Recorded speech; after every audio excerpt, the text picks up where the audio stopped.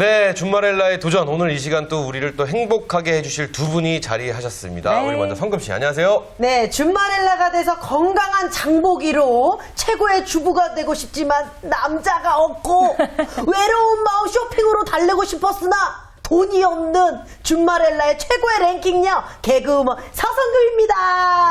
네, 반갑습니다. 오늘도 스타일이 달라지셨어요. 네. 굿타이에서. 성금 씨, 이거 어떻게 하는 거예요?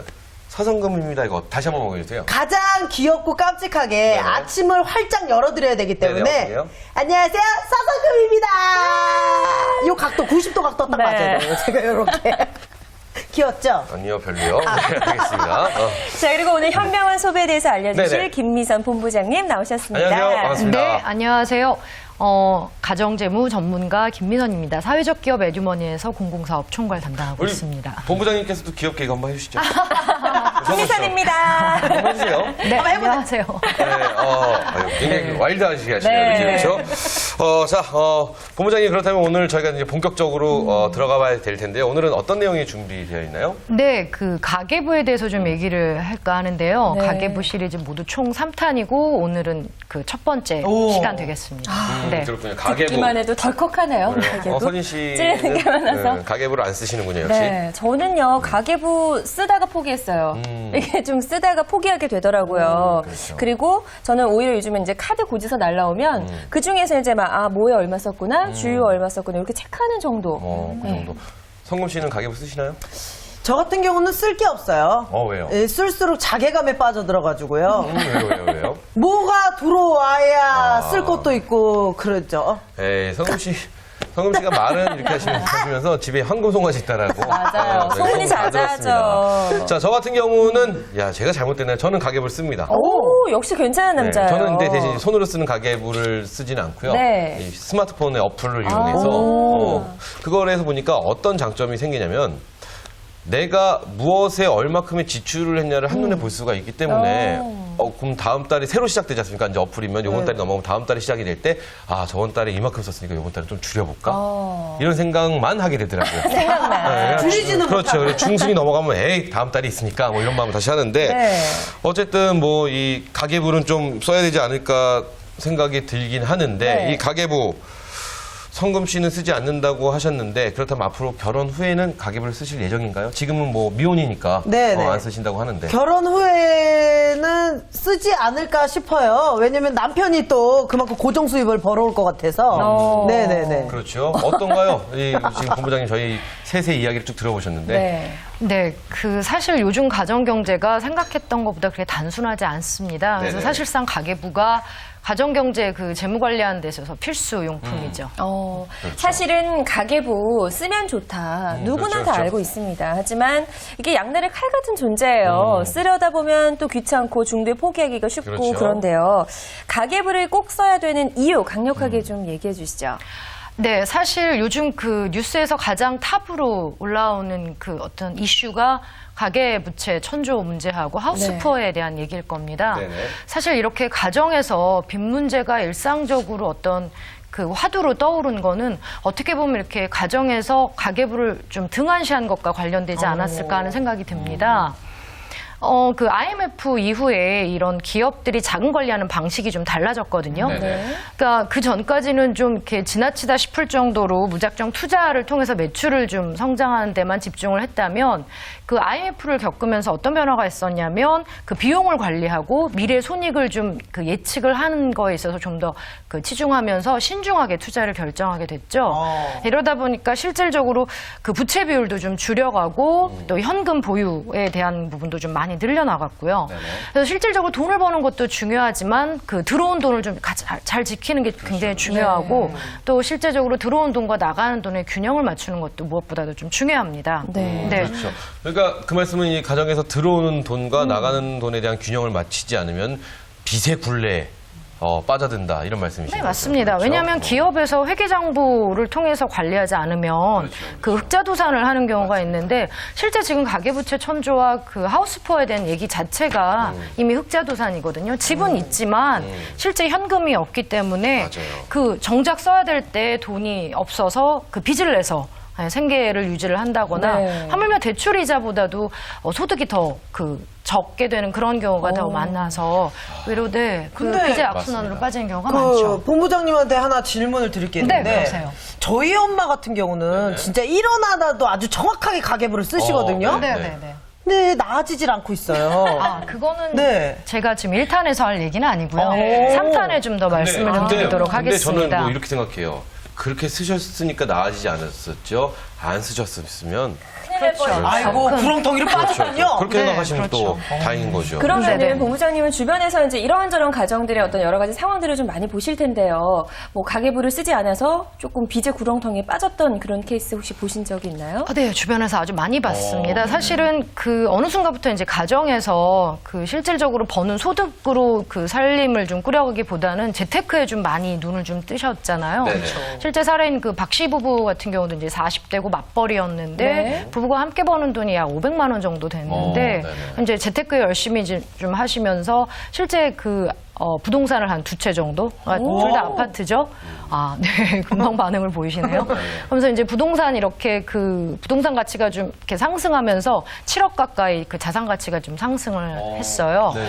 네, 근데 이제 문제는 7억에 모두 다 본인 돈이 다 들어가 있는 건 아니죠. 은행 대부분 대출? 예, 주택담보대출이 껴있는 건데 이 부부의 경우에도 한 2억 정도 대출이 이렇게 깔려 있었는데 사실상 이제 살면서 변화가 오죠. 그 맞벌이 부부 중에서 이제 부인이 네. 약 한 200만 원 정도 소득을 벌었는데 갑자기 이제 일을 더 이상 할 수 없는 상황이 된 거예요.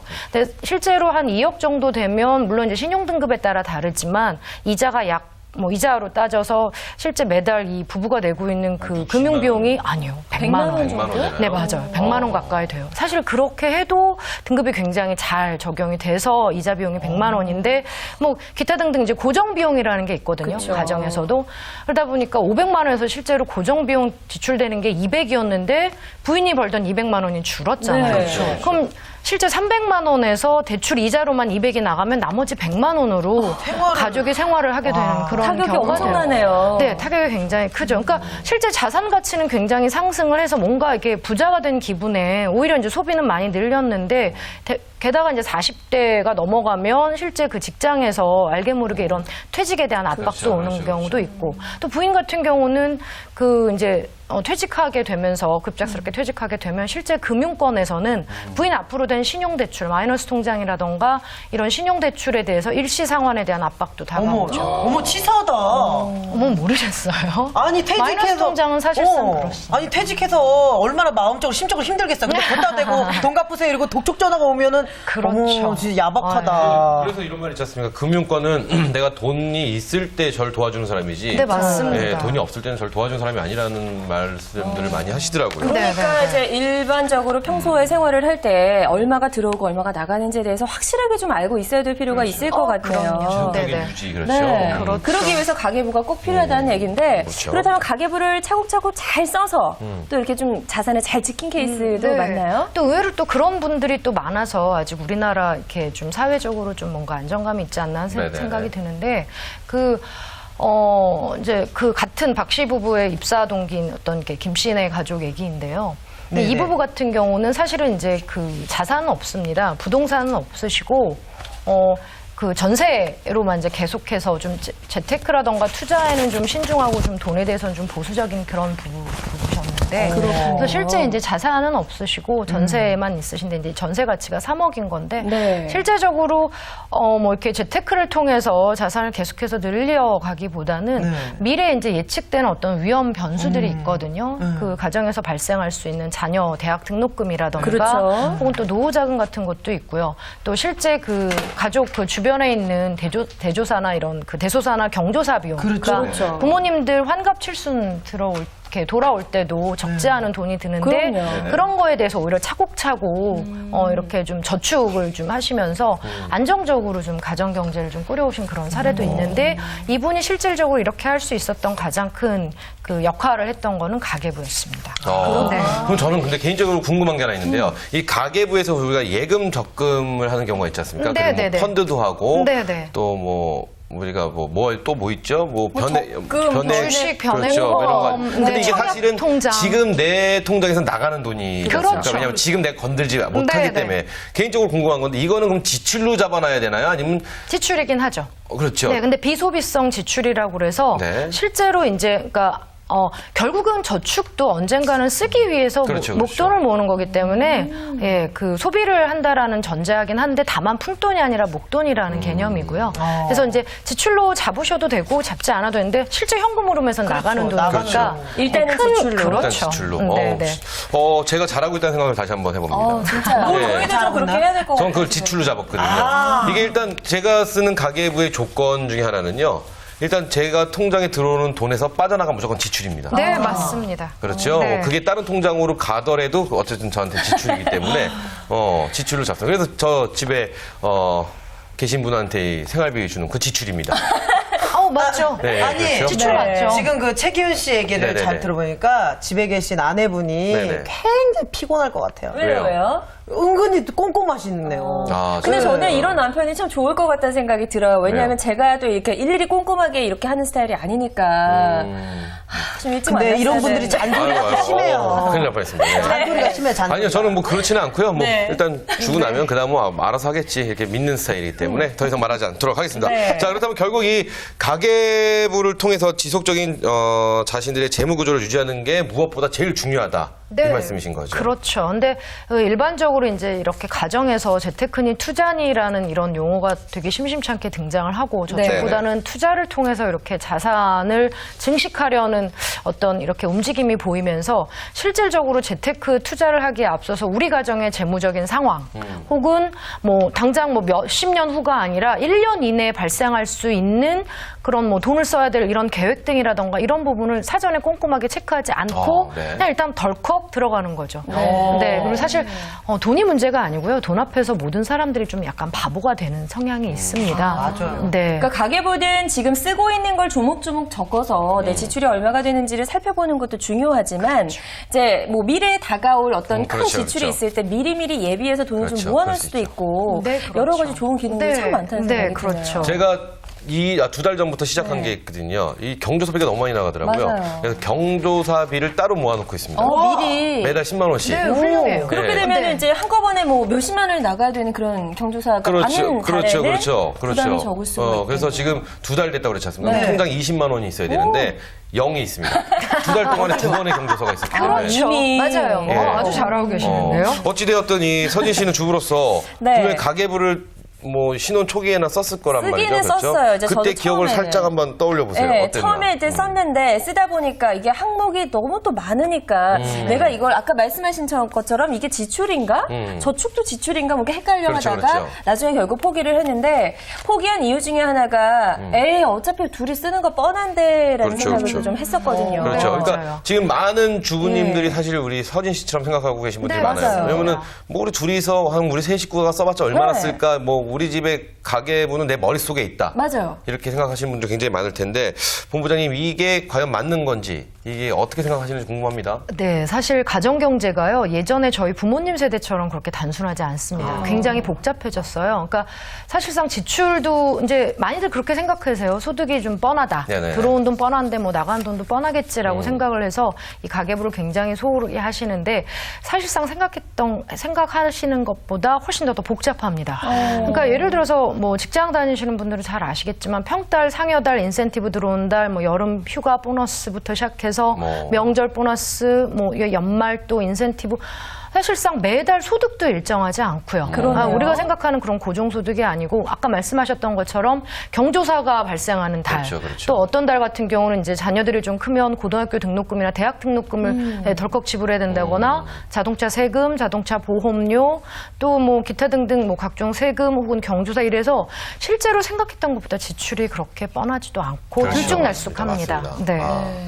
맞아요. 아낀다고 아꼈는데 지출이 클 때 막 타격 심하게 입죠. 그런 것도 같고 얘기를 들어보니까 이게 돈이 조금 더 들어오는 달도 있고 덜 들어오는 달도 있는데 그렇죠. 이게 새 나가는 돈도 있었다라는 그렇습니다. 생각이 드네요. 신기한 알게 모르게 건, 써버린 그런 네. 돈들. 그리고 많은 분들이요, 소득이 제일 높은 달에 맞춰서 1년 12달 지출을 다 해버려요. 맞아요. 그러니까 실제로 연간 네. 맞아요. 1년 내내 빵꾸죠. 너무 전국을 찌르셨네요. 참 신기한 건 소득이 좀 많은 달은 정말 틀림없이 무슨 일이 생긴다니까요.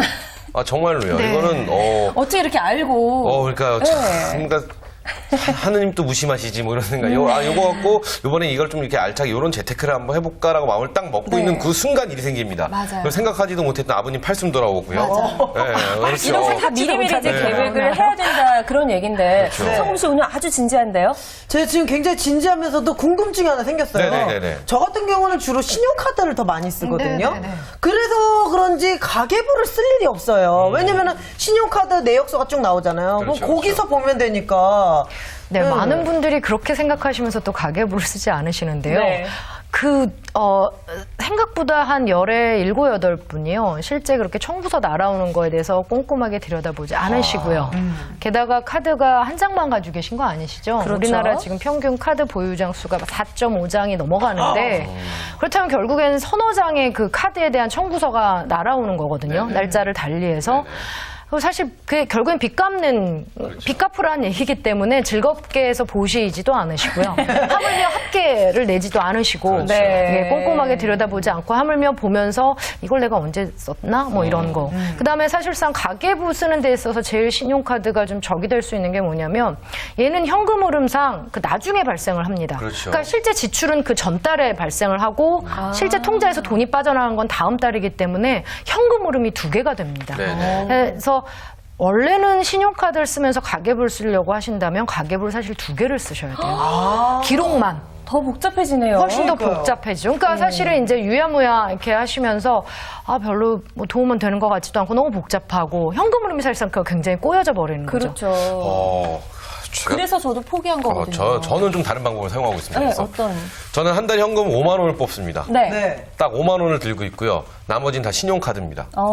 나머지는 다 신용카드로 사용을 하고 있고 가계부를 그대로 나가고 그러니까 현금에 대한 부분은 5만 원이 늘 지출이 되는 거죠. 네. 그리고 만약에 5만 원, 5만 원, 5만 원 이런 식으로 뽑죠. 현금이 모자랄 경우 네. 그런 식으로 뽑게 되고 경조사 따로. 그러니까 어플을 받으시니까 이게 편하더라고요. 카드를 쓰면 그대로 자동적으로 입력이 되고 스스로 올라가니까. 좋네요. 네, 그래서 저도 쓰게 되는 거지. 사실은 꼼꼼히 오늘 내가 뭐 썼지, 못 썼지. 왜냐면 저는 남성분들 많이 그러실 텐데 담배, 맞아. 커피 뭐 이런 거에 대한 아주 우스운 잔돈들이 많이 나가더라고요. 그렇죠. 근데 왜 돈이 없지? 봤더니 가계부를 써보니까 그 돈이 뭐 한 달에 20, 30만 원씩 나가고 그러더라고요. 네. 일단 그 어플을 어쨌든 다운받아서 이렇게 해보겠다는 그렇죠, 노력이 그렇죠. 참 가장하다는 생각이 드는데 아, 감사합니다. 저희 어머니가 옛날부터 이런 얘기 하셨어요. 네 마음속의 가계부는 오류가 좀 크다. 이런 얘기를 하셨는데 굉장히 그럼 현명한 말씀이네요. 네, 맞습니다. 실제 이제 저희가 재무상담을 진행을 하면서 그런 질문들을 해요. 통신비 어느 정도 쓰시냐. 그러면 사실은 본인 쓰시는 스마트폰 비용만 떠올리시는데 실제 가정에서 나가는 통신비 지출이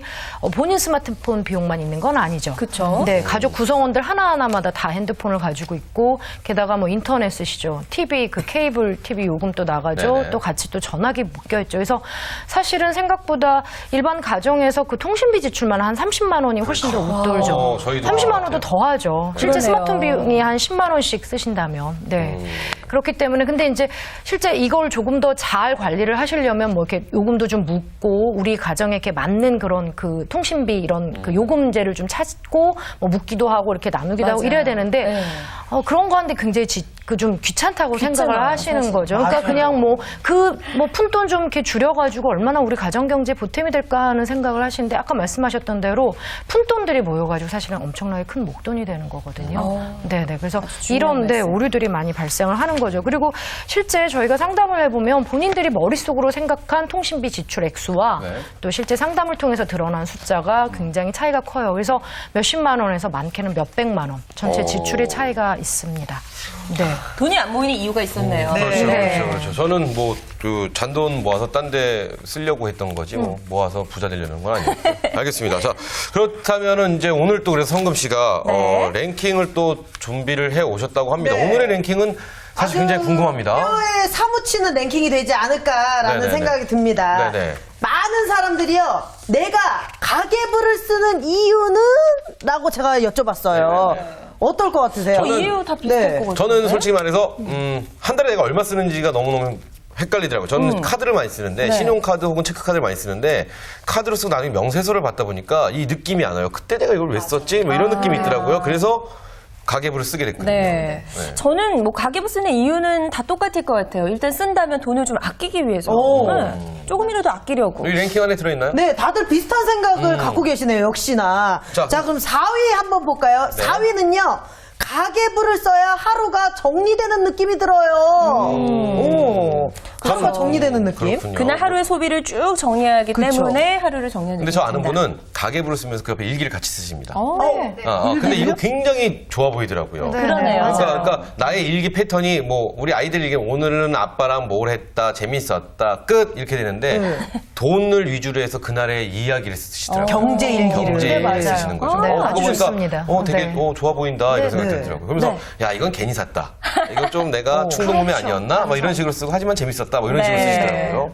네. 자, 3위는요? 3위는요, 약간 제 얘기입니다. 네. 바로 어제 쓴 돈도 기억이 안 나서. 맞아요. 그렇죠, 맞아요. 그렇죠. 저는 어제가 아니고 오늘 아침에 쓴 돈도 저녁에 가면 이거 어디서 썼지? 생각. 저 같은 경우는 무조건 의심합니다. 제가 써놓고 요즘은 이렇게 표시가 네네. 무슨 그 명칭이 나오는 게 아니라 그렇죠. 그 주식회사 이름이 나오잖아요. 맞아요, 그래서 모르잖아요. 이것만 보고 뭐야? 내 돈 잘못 빼갔어? 전에서 알아봐야죠. 알아보면 내가 쓴 데가 맞아. 맞아요. 그런 경우가 네, 네. 있고요. 특히 남성분들 좀 많지요. 그렇죠. 네네. 네. 그렇죠. 자, 2위는요? 2위 알아보도록 하겠습니다. 아, 2위는요. 약간 서진 씨 얘기가 아닌가 네. 싶어요. 가계부를 써야 살림자라는 여자처럼 보이니까. 맞아요. 저 그래서 신혼 초기에 얼마나 열심히 쓰려고 노력했는데요. 그렇죠. 결국 포기하긴 가식적인 행동이었다는 거죠. 그렇죠? 본심은 그렇지 않았는데. 네. 어쨌든 뭐. 네. 자, 그럼 영예 1위 한번 알아보도록 자, 하겠습니다. 대박의 일입니다. 네. 가계부 안 쓰는 것보다 쓰는 게 나으니까. 맞네요. 네. 이게 정답이에요. 정답이네요. 그렇죠. 네. 안 쓰고 온 것보다 왜 쓰는지 모르겠으나 쓰는 게 일단 낫다라는 네. 거. 그렇죠. 정답입니다. 자, 어쨌든 가계부를 쓰는 게 우리가 이제 가계 뭐 어떤 절약을 하는데 아주 큰 도움이 될 것 같다는 생각이 드는데요. 본인의 소비 패턴에 대해서 반성도 하게 되고 아주 좋은 여러 가지 작용들이 있을 것 같아요. 네, 아까 그 말씀해주신 옆에다가 이렇게 그 자기가 쓴 거 옆에 이렇게 일기처럼 작은 느낌을 쓴다고 하셨는데 사실은 이런 그 어떤 이렇게 실천 같은 게 굉장히 나중에 가정 경제 그 재무 구조에 좀 더 변화하는데 좀 더 도움이 되고요. 아까 앞에서 말씀드렸던 것처럼 이렇게 무턱대고 수익이 많이 나는 어떤 재테크나 수익 상품을 쫓기보다는 먼저 우리 집에서 돈 들어오고 나가는 거에 대한 어쨌든 흐름을 좀 더 파악을 하고 안정적으로 미래에 그런 재무적으로 돈을 써야 하는 일에 사전적으로 어떻게 보면 좀 기록하고 미리 계획하는 데 있어서 무엇보다도 좋은 역할을 하는 게 네, 이 가계부가 갖는 어떤 그런 큰 의미가 되겠고요. 네. 그래서 사실은 너무 좀 진부하다고 생각하지 마시고 오늘부터라도 좀 꼼꼼하게 한번 기록해 보시면서 우리 집에 그런 가계 지출, 현금 흐름 파악하는 것도 굉장히 중요하고 말씀하신 대로 뭔가 이렇게 반성하시면서 줄여야 될 부분이라던가 이러면 사실상 소비 패턴이나 라이프 스타일도 좀 다시 한번 점검을 해보실 필요가 있지 않나 그런 네. 생각이 듭니다. 네. 이렇게 해서 가계부 저희가 네. 총 3탄까지 준비가 되는데 오늘 맞아요. 그 영예 1탄을 첫 번째 시작하였습니다. 첫 시간이었습니다. 번째 시간을 해봤는데 어떠세요? 가계부. 네, 저는 일단 뭐 가계부의 중요성을 좀 깨달았던 그런 시간이었던 것 같고요. 나머지 2탄, 3탄이 엄청나게 기대되네요. 그렇죠. 저는 뭐 하나 딱 한 가지. 가계부는 이제부터 써야 된다. 꼭. 꼭 써야 된다. 이런 거 하나 느끼는 그런 시간이 아니었나 네. 싶습니다. 자, 오늘 시간은 여기서 마무리를 하고요. 네네. 다음 시간에는 가계부에 대한 오해와 진실을 저희가 낱낱이 파헤쳐보는 시간 준비하도록 할 테니까요. 다음 시간도 기대 많이 해주시기 바랍니다. 네. 자, 오늘 도움 말씀 주신 두 분 고맙습니다. 감사합니다. 감사합니다. 네, 오늘 준비한 내용은 여기까지입니다. 네, 가계부 꼼꼼하게 써서 세상의 모든 준마렐라들이 부자 되는 그날까지 저희가 함께하도록 하겠습니다. 네, 돈이 보인다. 여자가 보인다. 준마렐라의 도전.